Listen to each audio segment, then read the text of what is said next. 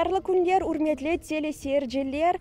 Русияда Devlet Думасына мебусларының сайлавларының бірінші күні еп девам етмекте. Вешімді біз Ахметжит шерінің Боғырча қасабасында болунамыз вемында Эшрефшемизаде адына 42-ші мектебінде бірден 2 сайлав бөлігі ерлешті. Талебелер есе бүгін дистанцион шекілде тәсіл алалар. Музыка янғыра инсанлар келе ве авада керчіктен де байрам мұйты үкім сүрмекте көреміз ки ерлі сакинлер актив шекілде өз рейіні бермек үшін келелер. Ве шымды бізім янымызда ерлі сакин, яғни Боғырча қасабасының сакина Лера Айдеровна болынмақта. Селам алейкум.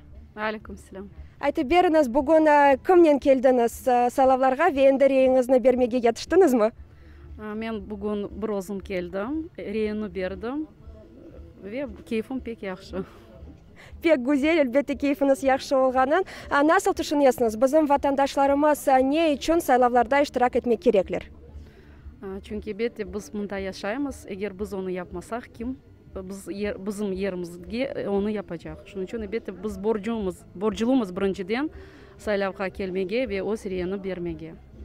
Çok sağ olunuz cevaplarınız için biz sizge hayırlı günler dileyimiz. Böylelikle saygılı dostlar aytkanımız gibi saylavlar ep devam ete ve hatırlatamız 3 gün devamında saylavlar devam etecek. Ve keliniz biz de aktif olayıq. Çünkü bizim geleceğimiz, bizim memleketimizin geleceği bizim ellerimizde ve o tek bizim saylavımızdan bağlıdır.